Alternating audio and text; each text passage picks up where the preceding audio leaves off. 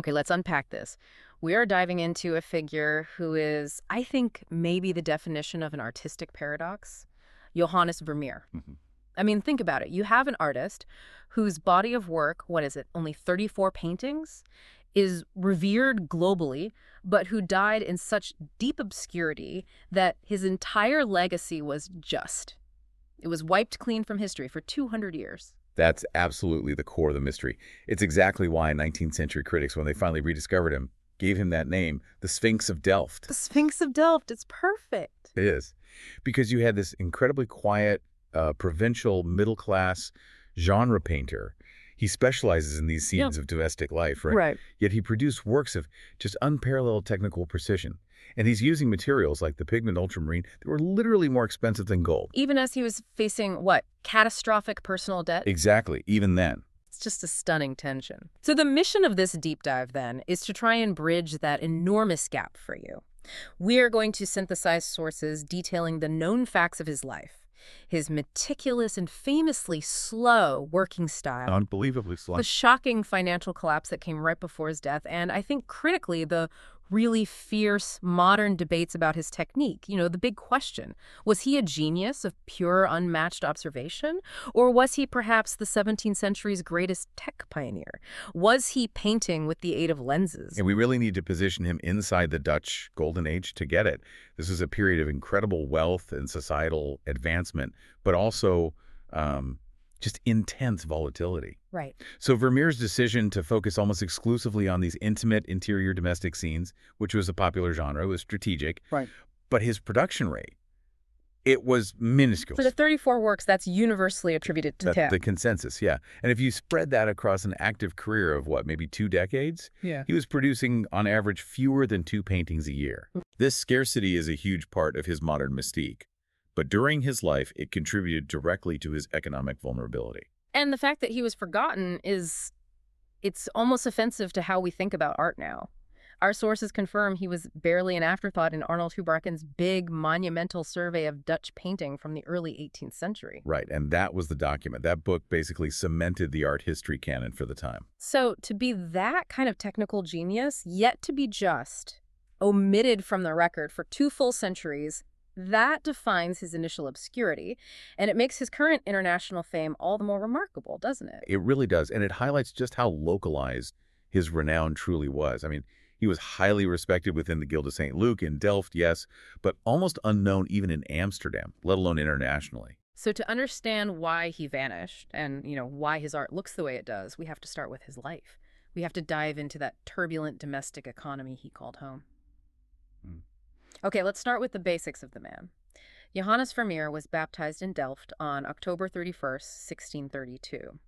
Now, there's a fascinating micro detail right there in his name that already hints at the social aspirations of his family. Exactly. He was baptized Johannes. Johannes, not Jan. Not Jan. It's the Latinized form, which was common among certain Catholic families and, the higher Protestant bourgeoisie. This is even though the family came from a lower middle class background. So they're reaching a bit. A little bit. And later in life, when he was buried, he was recorded as Jan, which was the much more common name among the predominantly Calvinist Dutch population. But that original choice, Johannes, it reflects a conscious, if subtle, desire for elevation. And you have to think that was probably driven by his father. And what about his family legacy? It sounds like they were just deeply embedded in this volatile, high-risk world of commerce and art. They were certainly hustlers. I mean, constantly navigated the edge of solvency.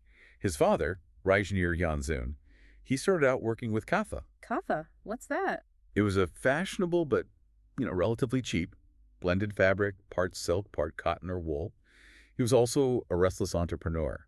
And crucially, Reisnier became an art dealer. He registered as such with the Guild of St. Luke. And that is the pipeline through which the young Vermeer gets his early exposure to the art market. And this financial instability you mentioned, this wasn't new for their family. No. Financial precariousness seems to have been generational.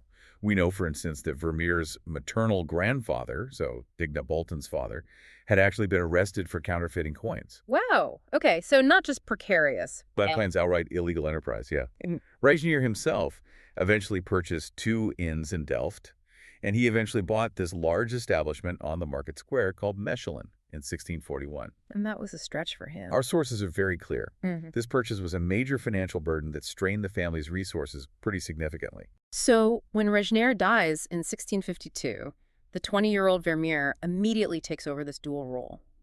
He's running the inn and he's managing the art dealing business, and this really sets the stage for his complicated marriage just a year later. It does. In 1653, he married Katharina Bolms, and she was from a wealthier, much more established family. And crucially, Katharina was Catholic. And that was a problem? Oh, a huge problem.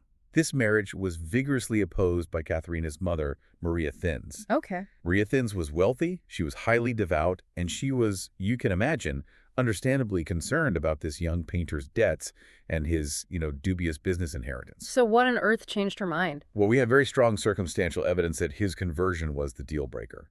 Maria Thins likely insisted that Vermeer convert to Catholicism before the marriage could proceed. And he did. The sources indicate he not only converted, but did so with real conviction. He moved from his Reformed church upbringing into this deep Jesuit influence. That is a remarkable social jump in the 17th century Dutch Republic. I mean, how significant was it for a successful young tradesman to convert to Catholicism in Delft at that time? It was huge, and it's a powerful insight into the cultural and religious tensions of the Golden Age. You have to remember, while the Netherlands was officially Calvinist, Catholicism was. It was tolerated, but it certainly wasn't embraced. It meant a lot of social and political doors were just closed to you. Right. The fact that another Catholic painter, Leonard Bramer, actually had to intervene on Vermeer's behalf to persuade Maria Thins, that just highlights the barriers involved. And the ultimate evidence of this conviction, beyond just the life choice, we can actually see it in his work later on, right? Yes, very specifically. In his later painting, The Allegory of Faith, painted around 1670, that work is absolutely loaded with complex Catholic symbolism, including the representation of the Eucharist. It's highly probable it was commissioned for an exceptionally devout Catholic patron, and maybe even for use in a Schulkirk. A Schulkirk, for those of you who aren't familiar, we need to clarify what that was. A Schulkirk literally means a hidden church. Because Catholic worship was officially banned in the Calvinist Republic, Catholics had to covertly convert ordinary houses or spaces into places of worship. So they were clandestine chapels. Exactly, tucked away behind ordinary facades. The intense Catholic imagery in the Allegory of Faith strongly suggests Vermeer was catering to and was deeply immersed in that specific marginalized community. And once the marriage was approved, the family moves into Maria Thins' spacious house, which was right next door to one of these hidden Jesuit churches on the Oud Langendijk. And this is where he painted for the rest of his career, in the front room on the second floor. That room provided the setting for almost all his famous interior scenes. And the family it grew. Exponentially. Katharina gave birth to 15 children. We know 10 of the names, and the fact that most were named after Saints Martyr Johannes Ignatius. It just further confirms the deeply Catholic environment that Maria Thins' patronage and household provided. So you have the setting, you have the growing family, this complex religious environment, but the first great artistic mystery is still there. Where did he learn to paint like that? The training mystery is, it's the first hurdle in understanding Vermeer's genius. We have zero hard documentation of his apprenticeship. None. So there are theories. There are theories. Some suggest he studied under Karel Fabricius, who was a highly regarded student of Rembrandt. But that theory rests on a really controversial interpretation of a poem written after Fabricius's death. Right. Leonard Bramer, the guy who helped with the marriage, he was an advocate and a friend, but stylistically, Bramer was a completely different animal, a dramatic, high-contrast, Italianate painter, not Vermeer's style at all. So given the lack of a clear master, we have to consider the possibility that he was, self-taught. Or maybe that he honed his skills by studying the works that came through his father's art dealing network. The influence of the Utrecht Curvegists is definitely there too. That's a key point. Maria Thins actually owned a painting by Dirk van Babberen, the Procurus, which appears prominently as a painting within a painting in two of Vermeer's works, The Concert and Woman Seated at a Virginal. So he had direct access to high-quality, influential art. Exactly. But regardless of how he trained, his peers certainly recognized his status. They did. I mean, despite the inherent financial instability of his life, he was elected head of the Guild of St. Luke, the local trade association, 4 times: 1662, 1663, 1670, and 1671. And that is a clear endorsement of his standing as a master craftsman, not some struggling amateur. Right. And this recognition is crucial because it contrasts so sharply with his incredibly low output. Right. We were talking about maybe 3 paintings a year at his peak, and it likely slowed to 2 or even less during the hard times. For a man supporting, 17 people in that house? Mother-in-law, wife, all those children? That's not a sustainable business model. Not unless he had enormous financial cushions. Which brings us back to patronage. How on earth did he survive on so few sales, even if they were high-priced? Sustained, highly localized patronage was his life support system. The collector Peter van Ryven and his wife Marie de Knight, they were the driving force. Right. And recent, more detailed research has given Maria de Knight particular credit. It suggests she was the primary buyer who purchased an incredible portion, possibly half of his entire lifetime output. Half his output. Half. They bought his works as they were finished, guaranteeing him a slow but steady stream of revenue at high prices, and critically insulating him from the broader, volatile art market. That explains why his fame didn't spread. The paintings were essentially locked away in Delft, just forming a private collection. But even this secured financial system couldn't protect him when the entire Dutch economy just seized up. No. And here we arrive at the tragedy of the Ramp Jar, the year of disaster in 1672. This event wasn't just recession, it was an economic collapse, and it was triggered by a national security crisis. Can you give us the context? What exactly happened in 1672? The Dutch Republic, which was wealthy and powerful, suddenly faced war on 3 fronts. Louis XIV's French forces invaded from the south, aiming to end Dutch trade power for good. Okay. Simultaneously, the Bishop of Münster and the Elector of Cologne invaded from the east. The fear and the chaos were immediate and just catastrophic. The Dutch motto at the time became, "The country is rudderless, helpless, and without hope." That sounds like a complete halt to all luxury trade. Absolutely. The economy went into shock. The art market, which of course deals in non-essentials, it just evaporated overnight. Courts, shops, financial institutions, they closed. Our sources indicate Vermeer's last recorded painting sale was in 1672. So for a painter whose entire income relied on selling, maybe 3 pieces a year to wealthy local patrons, losing that revenue stream entirely was Devastating. He tried desperately to stay solvent. We know that in 1675 he had to travel to Amsterdam and borrow 1,000 guilders, using his mother-in-law's property as collateral. He was in free fall. Not only did his painting income completely cease, but his sideline as an art dealer collapsed too. He was left holding all these unsold, devalued works by other masters. And the stress. It proved fatal. He died suddenly on December 15th, 1675, at only 43 years old. His wife, Catharina Bones, gave this heartbreaking account of his death to the creditors, and she attributed it directly to the financial pressure. She did. She described how he lapsed into such decay and decadence that, as if he had fallen into a frenzy, in a day and a half he went from being healthy to being dead. Wow. It's a stark, shocking depiction of a man literally killed by economic ruin. For a genius who created works of such calm serenity, his end was defined by chaotic financial panic. And the debt was massive. Catharina was left with 11 surviving children. She had to petition the High Court just to grant her relief from his estate's creditors. The aftermath is just a study in brutal financial reality. To pay off one substantial debt to a baker named Hendrik van Boyten, Catharina was forced to sell 2 of his paintings. And this leads us to the most powerful historical irony of Vermeer's life. Which is? The man appointed as the trustee, the executor of his bankrupt estate, was Antony van Leeuwenhoek. This detail, it connects 2 giants of the Dutch Golden Age art and science in the most melancholy way possible.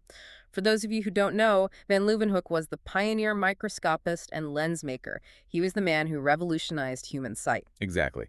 The man who perfected the technology of observation and optics was systematically cataloging the possessions of the artist, whose technique is now debated as relying on observation through optics. It's incredible. The final inventory, taken a few months later, it listed 2 easels, 3 palettes, 10 canvases, and some rummage not worthy being itemized. And here is the $64,000 question, right? This is what fuels the whole second half of our dive. Was there a camera obscura or a specialized lens hidden among that rummage, something that Van Leeuwenhoek somehow missed, or perhaps that Catharina hid? Because the inventory, detailed by the master lensmaker himself, conspicuously lapse any mention of such an expensive optical device. It's the ultimate frustrating clue. The man of optics was there, but the evidence of optics in painting is completely absent from the ledger. This debt-ridden life, ending in financial catastrophe and overseen by a scientific revolutionary, it just contrasts so profoundly with the absolute meticulous control that you find in his art. Okay, so let's shift now from the chaos of his ledger book to the sublime order of his canvas. Vermeer specialized overwhelmingly in genre pieces. We see The Milkmaid, Woman Reading a Letter, The Music Lesson. They're almost all set in the same small, familiar rooms in Maria Thin's house, and they're always lit by a window on the left. That consistency of setting, of furniture, and that light source, that's the framework for his genius.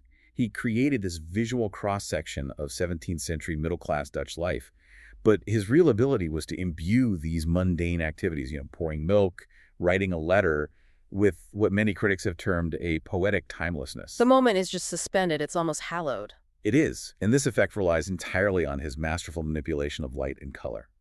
He employed a very cool, controlled palette. It's dominated by blues, yellows, and grays, and he unified the entire composition with that signature luminous, pearly light. And the compositional balance is often mathematically precise. It shows he understood perspective, but the true mastery, it lies in his materials. He works so incredibly slowly, deliberately, and with the most expensive pigments available. Which suggests a singular dedication to quality over speed. Technical analysis confirms his palette was limited. Only about 20 pigments have been detected across his entire oeuvre.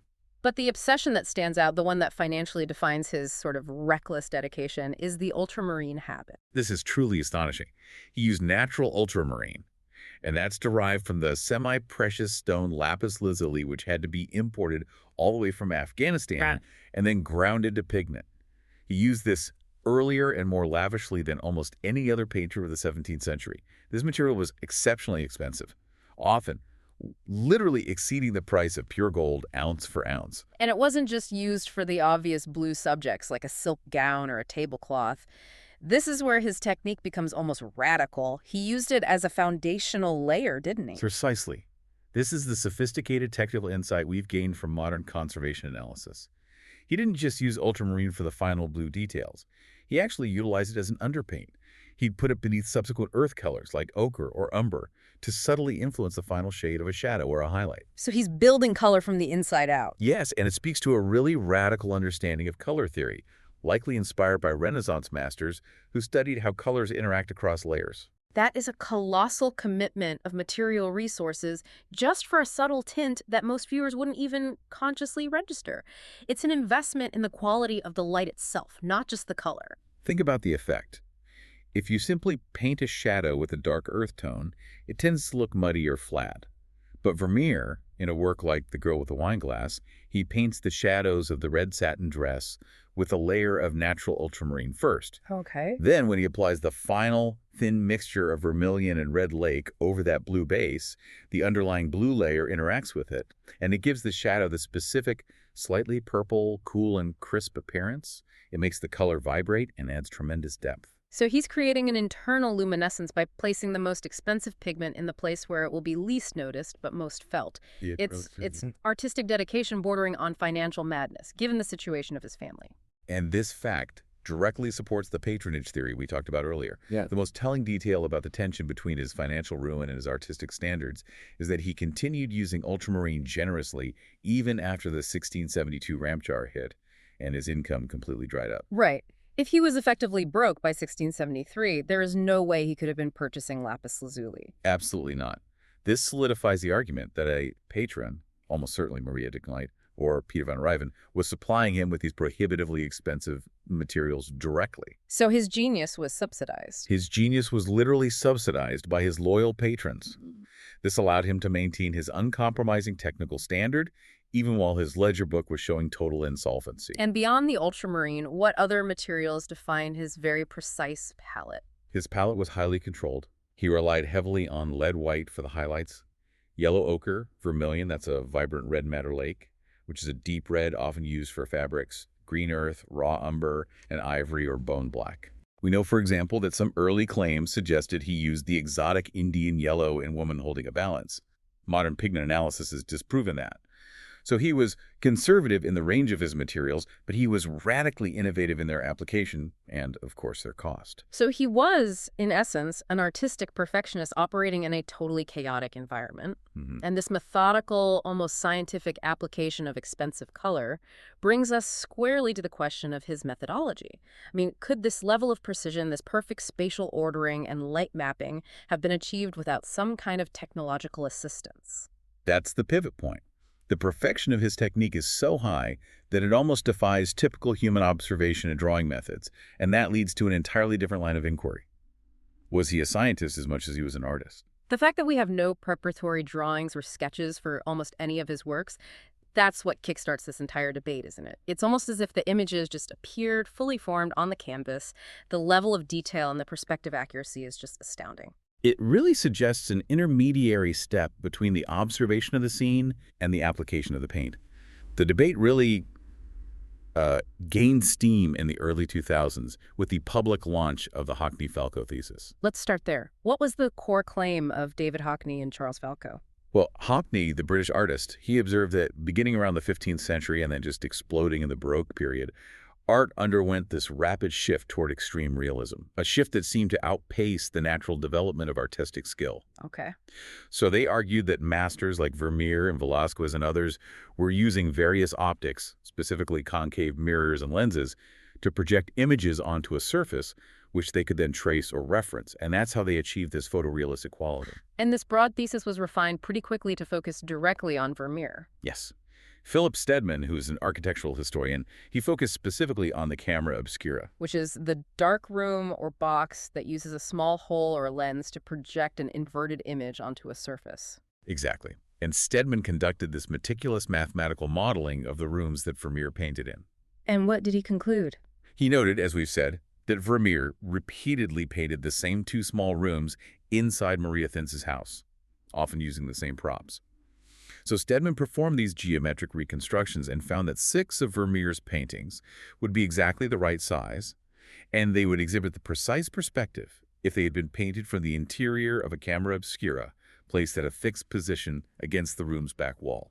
So the optical device, in this theory, it wasn't just a guide. It actually dictated the final composition. And it would explain certain visual quirks, wouldn't it? Absolutely.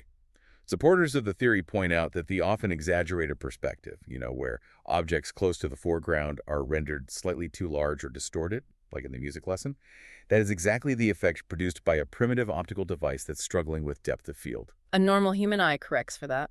It does. A simple lens does not. But the theory that really put this whole debate into the public consciousness was that dramatic recreation attempt by the inventor Tim Jennison, which was documented in the film Tim's Vermeer. Jennison, who worked from 2008 to 2013, he pursued a slightly different optical solution. He theorized that Vermeer used a concave mirror along with something called a comparator mirror, which is basically a simple version of a camera lucida. Okay, so how would that work? The concave mirror reflects the scene, and the comparator mirror allows the artist to see that reflection superimposed over the canvas. So it lets them match the color and the position exactly. And Jennison claimed the human eye is actually incapable of some of the precise color judgments that Vermeer made, specifically regarding absolute light levels. That's the neurobiological argument that supports Jennison. Human vision, our vision, excels at relative brightness. We can easily tell what is brighter than the object right next to it. But we cannot reliably judge the absolute brightness of a scene. Yet Vermeer's works display this hyper-accurate rendition of light fall-off along flat surfaces like walls or floors that is consistent with mechanical reproduction of light values rather than human memory or skill. And the second key piece of evidence that Jennison highlighted was the distinct way Vermeer rendered certain highlights. Yes, the shimmering, sparkling highlights, those tiny pearl-like blobs of paint, they're often referred to as dots of confusion or halation. Halation, that's a critical technical term. It is. Halation is the blurring or shimmering effect you see when a primitive, uncorrected lens in a camera obscura fails to focus extremely bright points of light accurately. They're artifacts. The lens is literally struggling to cope with the intensity of sunlight reflecting off a bright object. So Vermeer was faithfully copying these artifacts onto the canvas, treating them as part of the visual reality he was seeing. That's the argument. If he was merely painting what he saw with his naked eye, Those dots of confusion shouldn't exist in that specific scattered way. They are visual noise generated by the optics. They're signatures of the lens. Signatures of the lens, if you will. The most compelling visual proof, however, relates to a very subtle distortion in the music lesson. Tell us about the virginal scroll work. Okay, so in the painting, the decorative scrollwork on the side of the virginal, that's the musical instrument, it's not perfectly straight. It exhibits a subtle but noticeable curvature. Right. Jennison demonstrated that when he replicated the scene using a simple concave mirror, set up just as Vermeer supposedly would have done, the image reflected in the mirror produced that exact same curvature because of the mirror's distortion. So if Vermeer was tracing the reflection, The distortion would automatically be copied. This highly specific anomaly matching the optical projection is extremely difficult to dismiss as just artistic license. so we have compelling technical, mathematical, and visual evidence suggesting he used a mechanical aid.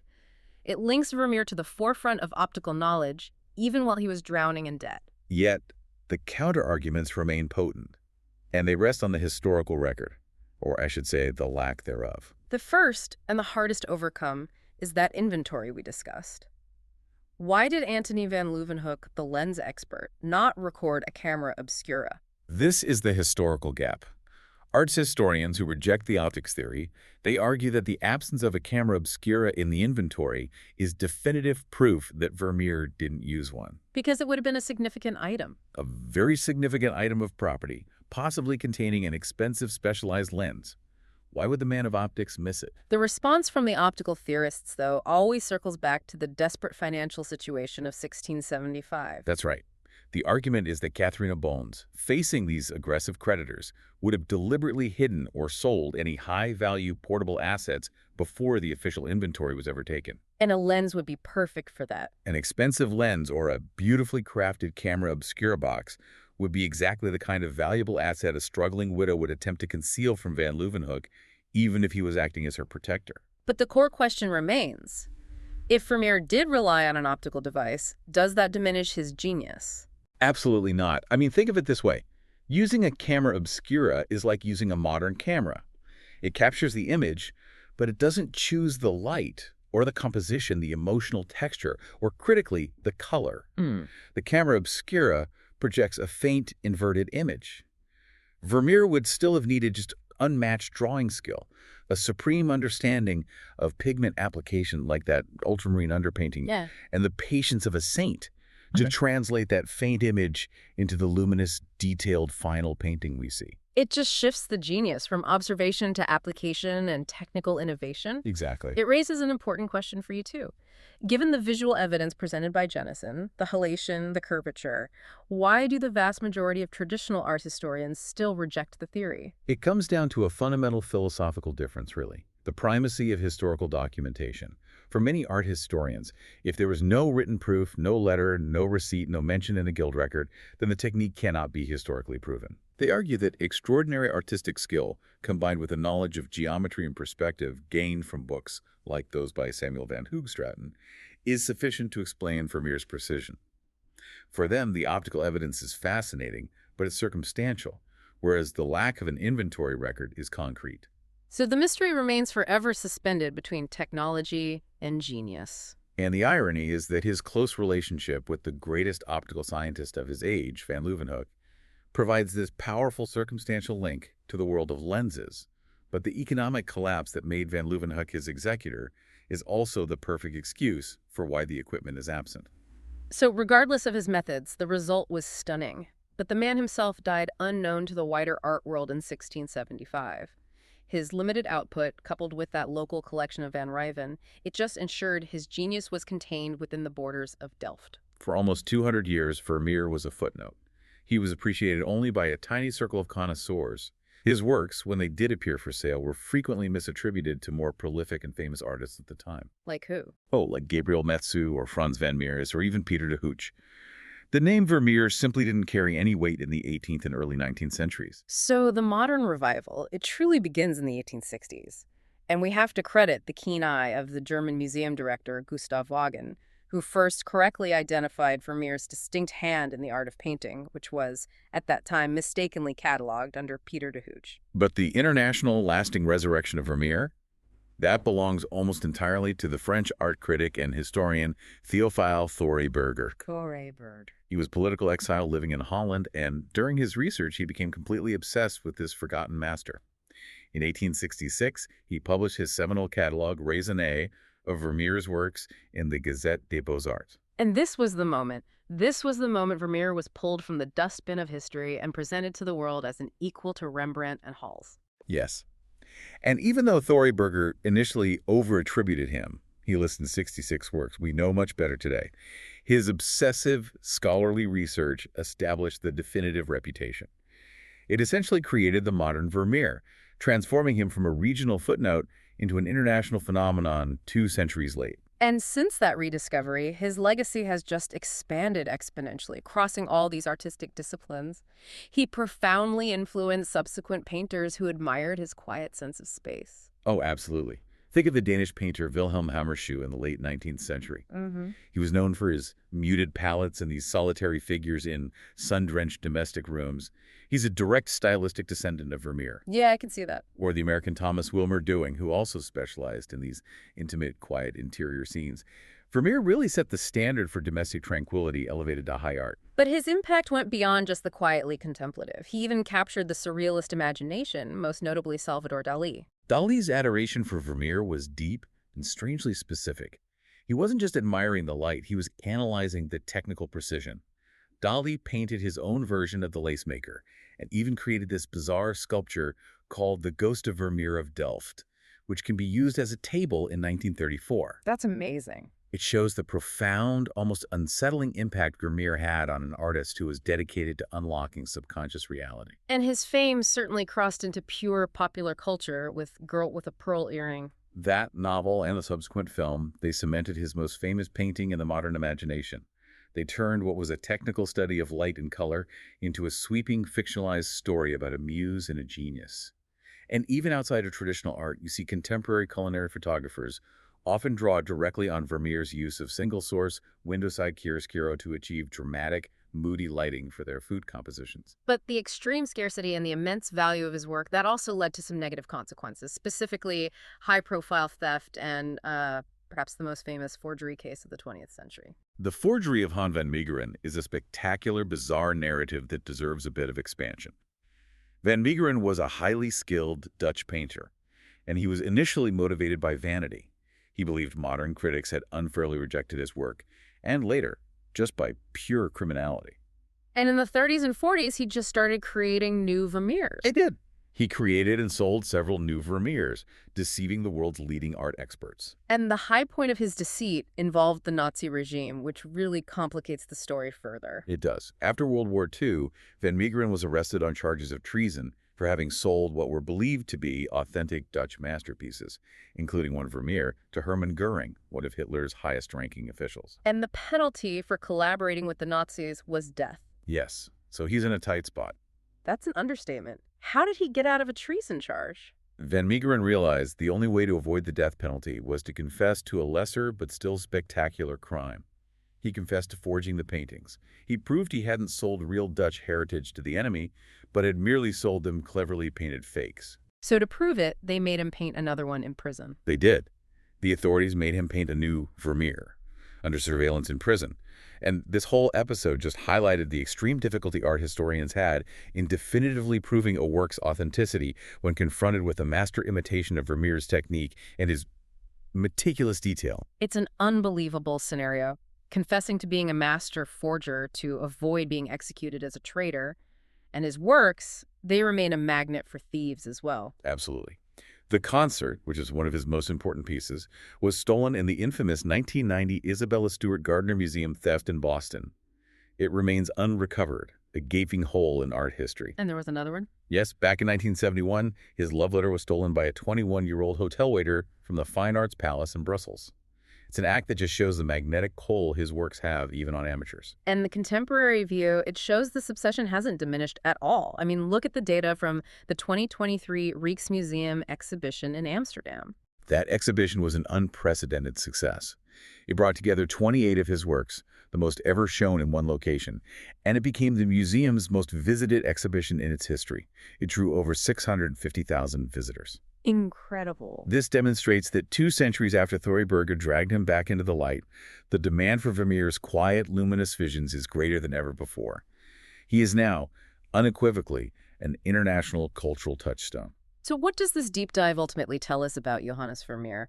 We've navigated this immense tension between the man whose life was defined by the chaos of commerce and family debt, a man who died suddenly in a financial frenzy, Mm. and Vermeer, the precise scientific master of light and color, who, even when he was broke, invested his last funds, or those of his patron, in materials like ultramarine. It is the conflict between absolute domestic chaos and absolute artistic control. Yeah.